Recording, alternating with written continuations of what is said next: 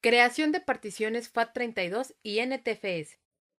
¿Sabes cómo la computadora organiza y almacena los archivos en las unidades de almacenamiento? Pues bien, la computadora organiza los archivos normalmente en la memoria secundaria mediante particiones, que no es otra cosa que una división lógica en una unidad de almacenamiento como un disco duro o unidad flash USB y que el sistema operativo interpreta, utiliza y manipula como unidades independientes. Sin embargo, las particiones por sí solas no pueden almacenar datos si no cuentan con un sistema de archivos o formato. Es muy importante no confundir el sistema de archivos con los tipos de particiones. Un sistema de archivos es el tipo de formato que le vamos a dar a la unidad de almacenamiento, como puede ser FAT, FAT32, NTFS, exFAT, entre otros, las cuales se diferencian principalmente por la capacidad de almacenamiento. Por otro lado, las particiones se dividen en primaria, extendida y lógica. Para entenderlo mejor, lo vamos a explicar con la estructura lógica de un disco duro. La estructura lógica de un disco duro está formado principalmente por el sector de arranque, espacio particionado y espacio sin particionar. El sector de arranque es el primer sector de todo disco duro. Se encuentra en la cara 0, pista 0, sector 1.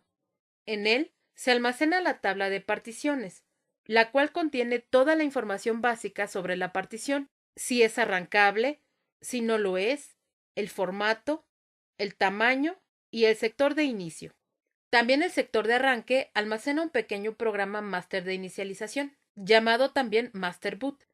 Este programa es el encargado de leer la tabla de particiones y ceder el control al sector de arranque de la partición activa. El espacio particionado es el espacio del disco que ha sido asignado a alguna partición. El espacio no particionado es espacio no accesible del disco, ya que todavía no ha sido asignado a ninguna partición. Dentro del espacio particionado pueden existir los tres tipos de particiones ya mencionados. Partición primaria. Son las divisiones primarias del disco y solo puede haber 4 de estas, de las cuales una es activa, o 3 primarias y una extendida. El sistema operativo de la partición activa será el que se cargue al arrancar desde el disco duro. Si no existiese partición activa, mostraría un mensaje de error. Partición extendida, conocida como partición secundaria. Solo puede existir una partición de este tipo por disco y sirve para contener particiones lógicas. Es el único tipo de partición que no soporta un sistema de archivos directamente. Partición lógica. Ocupa una porción de la partición extendida o la totalidad de la misma, la cual se ha formateado con un tipo específico de sistema de archivos FAT, FAT32, NTFS, exFAT, etc. Y se le ha asignado una unidad. Así, el sistema operativo reconoce las particiones lógicas o su sistema de archivos. Puede haber un máximo de 23 particiones lógicas en una partición extendida. Para que un disco duro sea utilizable, debe tener al menos una partición primaria. Por ello, un disco físico completamente formateado consiste en realidad de una partición primaria que ocupa todo el espacio del disco y posee un sistema de archivos. A esta operación se denomina dar formato a una partición y no es otra cosa que asignarle la capacidad máxima que puede almacenar un grupo o clúster, el cual se determina por el tipo de formato que se le da al disco duro y puede ser de 512 bytes a 64 kilobytes. Un grupo, clúster o unidad de asignación es la unidad mínima de almacenamiento de un archivo en una partición y está formada por uno o varios sectores contiguos del disco. A continuación veremos los sistemas de archivos más comunes. FAT32.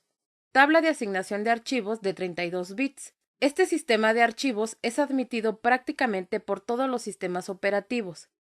Se basa, como su nombre indica, en una tabla de asignación de archivos. Esta tabla es el índice del disco y contiene los clústeres utilizados por cada archivo almacenado, los clústeres libres y los defectuosos. Admite unidades de hasta 2 terabytes de tamaño y permite realizar particiones desde 512 megabytes hasta 32 gigabytes. Y no puede almacenar un archivo mayor que 4 gigabytes en una partición FAT32. Aprovecha el espacio de forma más eficiente ya que utiliza clústeres menores, es decir, clústeres de 4 kilobytes a 8 kilobytes, lo que significa entre un 10 y un 15% de mejora en el uso del espacio con respecto a unidades grandes con sistemas de archivos FAT. NTFS, Sistema de Archivos de Nueva Tecnología. Es un sistema de archivos de Windows NT, incluido en versiones de Windows 2000 hasta Windows 8. NTFS permite definir el tamaño del clúster a partir de 512 bytes, tamaño mínimo de un sector, de forma independiente al tamaño de la partición, aprovechando al máximo el uso de espacio en disco. Es un sistema adecuado para las particiones de gran tamaño requeridas en computadoras de alto rendimiento y servidores. Soporta unidades de hasta 16 terabytes. Sin embargo, el tamaño mínimo recomendado para la partición es de 10 megabytes y el máximo de 2 terabytes. Su principal inconveniente es que necesita por sí mismo una cantidad de espacio en disco duro, por lo que no es recomendable su uso en discos con menos de 400 megabytes libres. Antes de ver el procedimiento para realizar particiones, es importante considerar algunos aspectos como ¿qué partición elegir? ¿Una primaria o una lógica?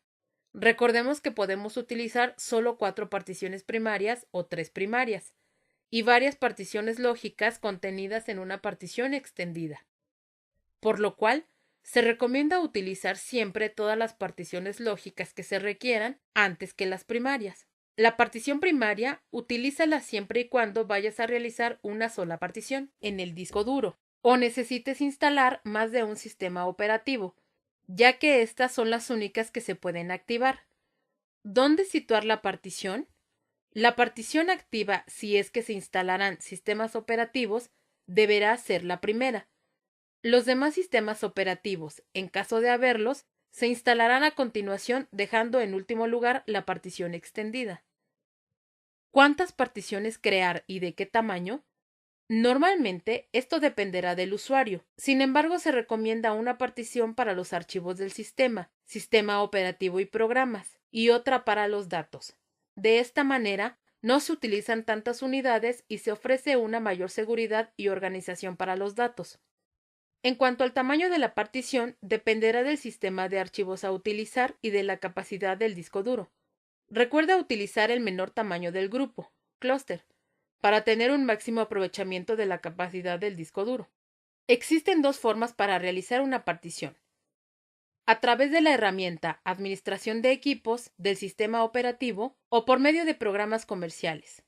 A continuación veremos cómo crear una partición en Windows 7. Para ello, seguimos la siguiente ruta: Inicio, Panel de control, Sistemas y seguridad, Herramientas administrativas, Administración de equipos. En Windows XP es Inicio, Panel de control, Herramientas administrativas, Administración de equipos. Nos presentará la siguiente pantalla. Seleccionamos Administración de disco y mostrará las unidades de almacenamiento conectadas a la computadora con sus respectivas particiones. En azul fuerte muestra las particiones primarias. En un recuadro verde las particiones extendidas y dentro las particiones lógicas en color azul. En verde claro nos presenta el espacio disponible y en negro el espacio no asignado a ninguna partición. Seleccionamos el espacio no asignado y con botón derecho ejecutamos el asistente para un nuevo volumen. Seguimos las instrucciones y asignamos tamaño del volumen, nombre de la unidad, tipo de formato, sistema de archivos y tamaño del clúster, así como la etiqueta de la partición o volumen. Y para terminar, finalizamos. Para ver que se ha creado correctamente la partición, la buscamos en la ruta Inicio, Equipo. El asistente crea automáticamente el tipo de partición, creando primero las 3 primarias y luego la extendida. Para crear una partición lógica, basta con seleccionar el espacio libre de la partición extendida. Si no cuenta con espacio libre, reducir el volumen de esta y seguir las instrucciones anteriores para crear la partición.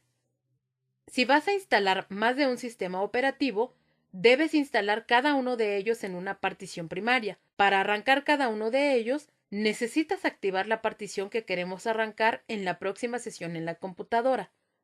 La otra posibilidad es instalar un gestor de arranque que aparezca antes de cargar algún sistema operativo. Recuerda que en esta clase vimos los sistemas de archivos, tipos de particiones, las consideraciones antes de crear una partición y el procedimiento para crear una partición primaria y una partición lógica.